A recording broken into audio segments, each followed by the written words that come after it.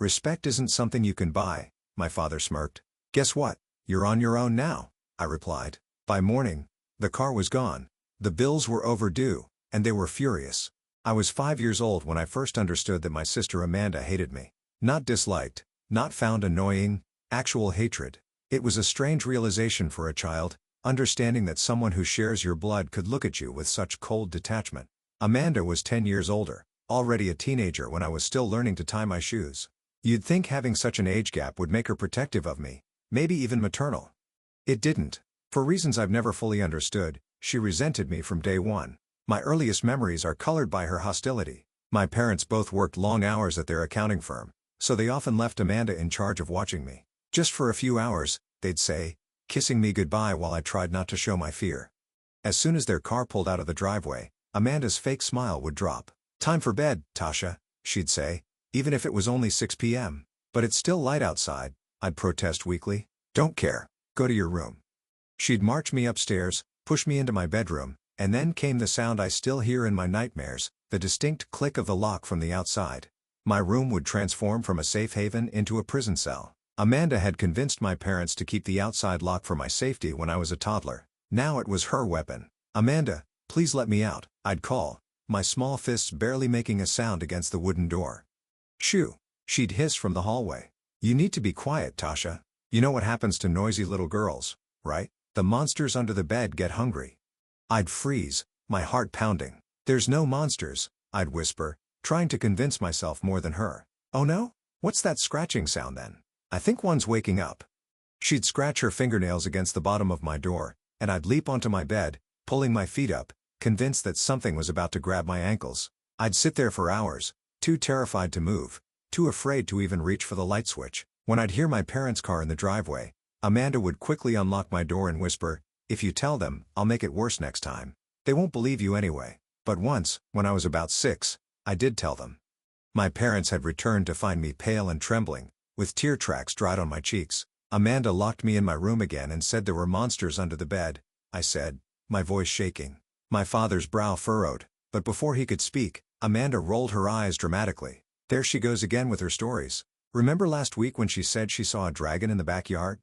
That had been a game I was playing, and Amanda knew it, but my parents nodded, exchanging knowing glances. Tasha, my father said firmly, you shouldn't make up stories about your sister. She gives up her time to watch you, and you should be grateful. Grateful. That word became a splinter in my heart, festering for years afterward. How could I be grateful for torment? For fear? For the growing certainty that in my own home, my word meant nothing against hers? The pattern continued for 2 more years. Amanda babysitting, me locked away, and the monsters under the bed growing more elaborate in her telling. Sometimes they had claws that could reach through mattresses. Other times they could climb walls and ceilings when the lights went out. When Amanda graduated high school and announced she was going to college in Michigan, 5 states away, I pretended to be sad for my parents' sake, but inside, I felt a balloon of relief expanding in my chest. Freedom, safety, the possibility of a normal childhood. The day she left, I watched from the window as my parents hugged her goodbye in the driveway. When the car finally disappeared down the street, I walked to my room and laid down on the floor, deliberately putting my arm under the bed. Nothing grabbed me. No monsters lurked in the shadows. The only monster had driven away, and I had 4 whole years before I'd have to see her again. Those years were the best of my childhood. Without Amanda's constant presence, my parents and I grew closer. They weren't just working automatons who dropped in to feed me between shifts. They became real people with laughter and stories and weekend plans that included me. Mom taught me to bake her famous chocolate chip cookies. Dad took me fishing and didn't even mind baiting my hook. We had movie nights and board game competitions. It was like finally being allowed into the family I'd been orbiting for years. But the shadow of Amanda's return loomed over each holiday break and summer vacation. She'd arrive with designer bags and stories about her sophisticated college life, bringing expensive gifts for our parents, a cashmere scarf for Mom, a leather wallet for Dad. For me? Nothing. Not even a candy bar or a pencil from her university bookstore. The first time it happened, at Christmas when I was 9, I couldn't hide my hurt as I watched Mom and Dad unwrap their presents while my hands remained empty. "Where's Tasha's gift?" Mom asked, noticing my expression. Amanda waved dismissively. "She's just a kid. She doesn't need expensive stuff. I'll get her something from the gas station on the way home if it's that big a deal." But she never did. And the next holiday, it was the same pattern. And the next. Eventually, I stopped expecting anything and learned to make myself scarce when she visited. High school was a refuge from the family drama. I wasn't popular, but I had good friends, decent grades, and teachers who appreciated my quiet focus. By 17, I had college applications ready, a part-time job at the local bookstore, and a future that seemed refreshingly Amanda-free. Then came the announcement. "Your sister's getting married in March," Mom said one night over dinner, her face glowing with excitement. "Isn't that wonderful?" "Great," I nodded, calculating in my head. That would be during my spring break of senior year. I didn't love the idea of spending my vacation at Amanda's wedding, but maybe it would be a chance to finally be included as an adult family member. Maybe I'd even be a bridesmaid. The thought was both exciting and terrifying. 2 weeks later, Amanda swept into our house with a diamond ring and her fiancé in tow. Derek seemed nice enough, quiet, well-dressed, with a polite smile that never quite reached his eyes. Perfect match for my sister, I thought uncharitably. "We're planning an intimate ceremony," Amanda announced over dinner. "Actually, we've decided to have a child-free wedding." The table went quiet. Dad cleared his throat. "Child-free? But it's just family. Derek and I want a sophisticated atmosphere. No distractions." Amanda's eyes fixed on me. "No one under 18. I stared back, the meaning crystal clear. "I'm 17. I'll be 18 in 4 months. Rules are rules, Tasha. I'm sure you understand." I looked to my parents for support. Mom was studying her plate. Dad shifted uncomfortably. "It's Amanda's wedding," he finally said. "She gets to decide how she wants it." "Exactly," Amanda said triumphantly. "Besides, someone needs to watch the house while everyone's gone." I felt like I'd been slapped. They were all going. My parents, relatives from both sides, family friends, everyone except me, left behind like an unwanted pet. After dinner, I retreated to my room, fuming. I didn't cry. I was too angry for tears. Part of me wasn't even surprised. This was classic Amanda, finding the perfect way to exclude me while looking completely reasonable to everyone else. The day of the wedding, I stood in the driveway watching my parents drive away in their formal clothes, feeling hollow. For the next 8 hours, I wandered the empty house, flipping through TV channels and trying not to think about what was happening at the Lakeside Hotel. That evening, when my parents returned, they were full of stories. The beautiful flowers, the touching vows, the delicious food. I nodded and smiled in all the right places, playing the role of the interested daughter. 3 days later, scrolling through social media, I saw it. Amanda had posted her wedding album. I shouldn't have looked, but curiosity got the better of me. There in the family photos stood my cousin Lily, grinning in a pretty blue dress. Lily, who was exactly 1 month younger than me.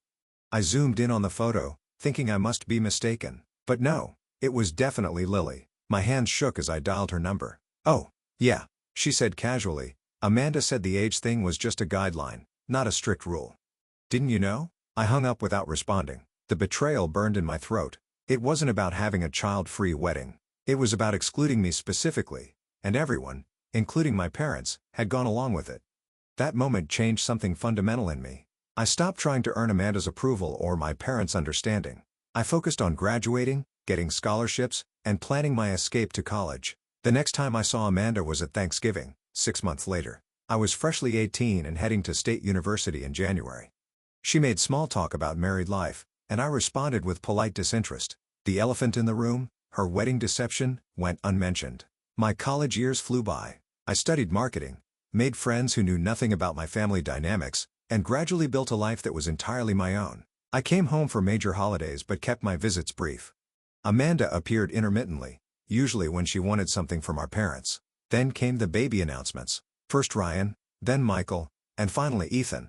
3 boys in 6 years. Amanda quit her job to become a full-time mom, and suddenly our parents' house became her unofficial daycare center. I had graduated by then and landed a job as a junior manager at Reynolds Trading. My apartment was 15 minutes from my parents but light years from the chaos that now defined their home. Every time I visited, there was evidence of my nephew's destruction. Stained carpets, broken picture frames, crayon on walls. I tried to time my visits for when Amanda and her kids weren't there, but sometimes our paths crossed. The boys would run wild, screaming and throwing toys while Amanda scrolled through her phone, oblivious. When I tried to suggest that maybe they should use indoor voices or not jump on the antique coffee table, Amanda would snap, "Don't tell my kids what to do." So I didn't. Instead, I started avoiding family gatherings altogether until the phone calls began. "Tasha, honey, could you come over tomorrow?" Mom's voice had that particular tone, exhausted but trying to sound cheerful. "We could use some help cleaning up." Amanda just picked up the boys, and the first time, I went without complaint. I spent 4 hours helping my parents restore order. The second time, I gritted my teeth but still went. The third time, something in me snapped. Mom, why are you always calling me to clean up after Amanda's kids? Why isn't she doing it? There was a long pause. I'm sorry, sweetie. You're right. We shouldn't have asked. I hung up feeling guilty but resolute. That evening, I called Amanda directly. You need to stop treating Mom and Dad's house like a dumping ground, I said without preamble. They're in their 60s. They shouldn't be cleaning up after your kids. Mind your own business, Tasha, she replied coldly. This is between me and them. They're my parents too, and you're taking advantage of them. I'm raising 3 children. What would you know about that? Her voice dripped with condescension. Don't stick your nose where it doesn't belong. The line went dead. I called my parents immediately after hanging up with Amanda. My hands were shaking with anger, but my voice was steady. Mom, Dad, I want you to stop babysitting for Amanda unless she agrees to clean up after her kids. Those boys are completely out of control, and Amanda doesn't lift a finger. There was a long silence. Then Dad cleared his throat. We'll talk to her. I wasn't sure they would, but a week later, I got a furious call from Amanda. What the hell did you say to Mom and Dad? She demanded, her voice shrill. They told me I can't bring the kids over unless I clean up afterward. Good, I said simply. You had no right to turn them against me. Who's going to watch my kids now? Do you know how expensive childcare is? Not my problem. You chose to have them. Take some responsibility. She hung up on me again. I later heard from Mom that Amanda did start cleaning up after her visits. Not thoroughly, but enough that my parents weren't left with a disaster zone. It was a small victory, but it felt significant. For once, I hadn't backed down. Life went on. I focused on my career, working my way up to senior manager. I dated casually but nothing serious stuck, until I met Ethan at a work conference. He was smart, funny, and refreshingly straightforward. No games, no manipulation. After years of walking on eggshells with my family, his honesty was like oxygen. We dated for 2 years before he proposed on my 20th birthday with a simple solitaire ring and a promise of a drama-free future. I said yes immediately, but even as we celebrated, a dark thought intruded. The wedding would mean facing Amanda again. We could elope, Ethan suggested when I explained my concerns. Vegas, just us. But I shook my head. I won't let her rob me of a proper wedding. I want my friends there, your family, everyone except my nephews. Ethan raised an eyebrow. Bold move. Your sister won't like that. I know. I took a deep breath. But after seeing what her kids did to my parents' anniversary party last month, the cake smashing, the screaming during the toasts, I can't risk it. So I made the announcement on social media. We're thrilled to be planning our wedding for next June. Note, this will be a child-free event. No guests 16, please. We love your little ones, but want everyone to enjoy an adult evening. Most responses were positive. Friends with children promised to arrange sitters. Ethan's family completely understood. My post received likes, hearts, and supportive comments, all except from Amanda. A week later, I went to my parents for our usual Saturday dinner. Walking through the front door, I heard the familiar chaos before I saw it. Shrieks, thumps, something breakable crashing to the floor. Amanda and her boys had happened to stop by. Ryan, now 12, ran past me with a water gun. 8-year-old Michael was jumping from the sofa to the love seat, his shoes leaving dirt marks on the upholstery. Ethan, the youngest at 6, was systematically pulling books off the shelves and dropping them on the floor. Amanda sat at the dining table with Mom, calmly sipping coffee as if surrounded by perfect tranquility. Halfway through dinner, Amanda casually mentioned my wedding. I'll need to know the exact schedule so I can plan around the boys' activities. I put down my fork. The boys aren't invited. It's adults only, as I mentioned in my post. She laughed. That doesn't apply to family, obviously. It applies to everyone. No exceptions. But I can't leave them for a whole day. I'll have to bring them. I stared at her, wondering if she was really this oblivious or just testing me. No, you won't. You'll need to find a sitter. There's no one I trust with them for that long. They're coming with me. Her tone was final, as if the matter was settled. Amanda, I said slowly, let me be clear. If you show up with your children, you won't be allowed in. It's my wedding, my rules. You're just doing this to get back at me, she snapped, her composed facade cracking.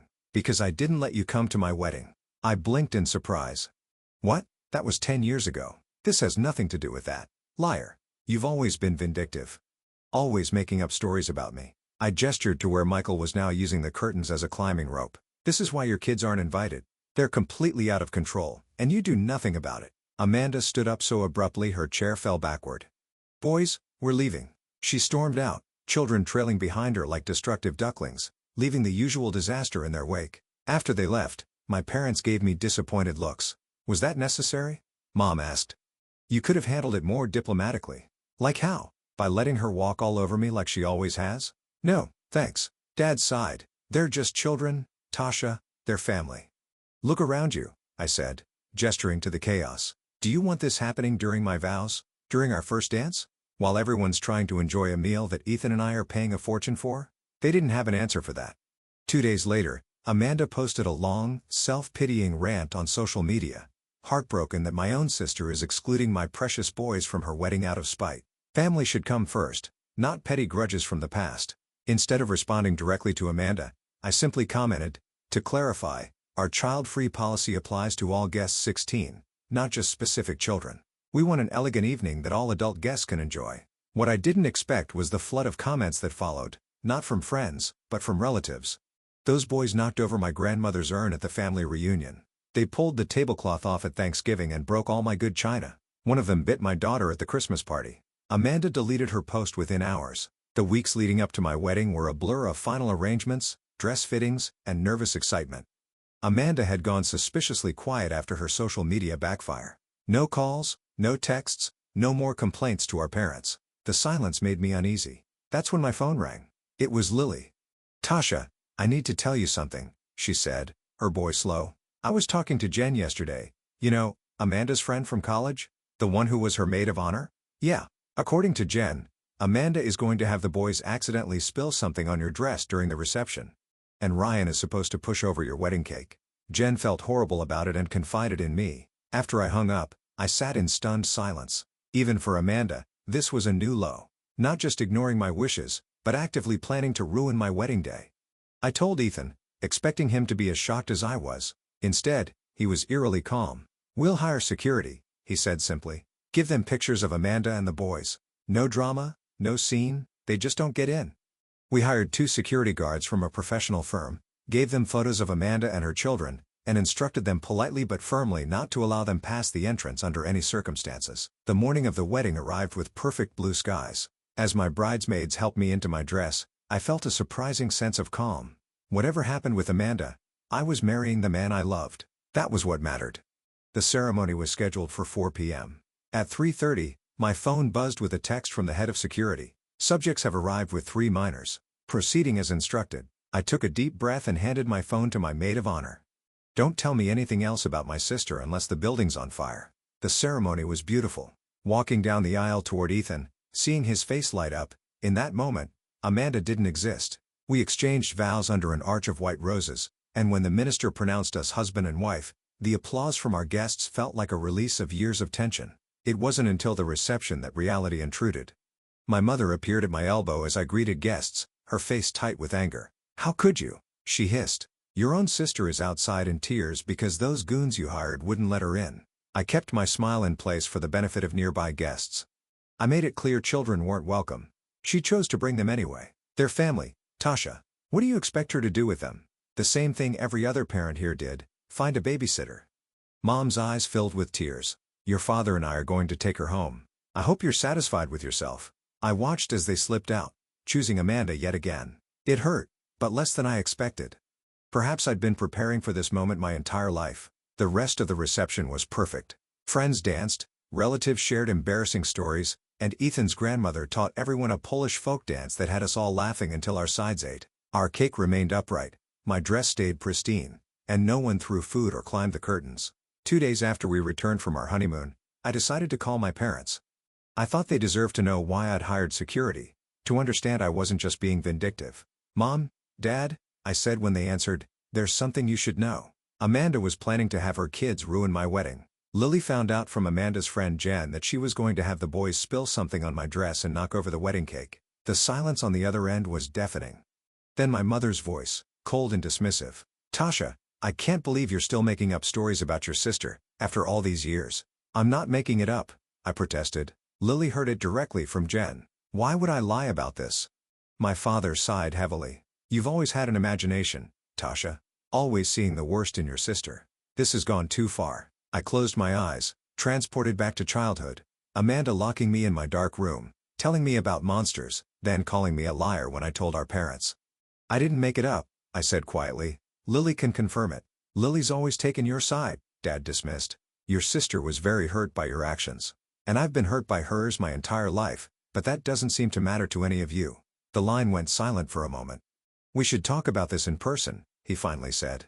I don't think so, Dad. I'm done explaining myself. I love you and Mom, but I won't apologize for protecting my wedding day from Amanda's spite. So that's it? You're just cutting us off? I sighed. No. I'm setting boundaries. When you and Mom are ready to see me as an equal member of this family, not just Amanda's annoying little sister who needs to fall in line, I'll be here. That was 6 months ago. Since then, silence. I hear updates through Lily. Amanda still dumps her children on my parents regularly. The boys are still destructive, still disrespectful.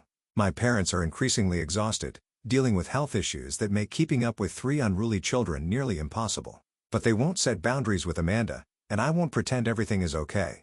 Sometimes I dream about reconciliation, Sunday dinners where everyone behaves civilly, holidays without tension, my parents finally seeing the pattern that's been clear to me since childhood.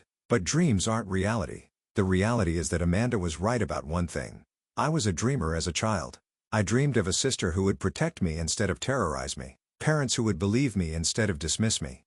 A family where love didn't come with conditions. Now I dream of different things, the family Ethan and I might create someday, one where no child feels less valued than another, where words like fair and respect aren't just empty concepts,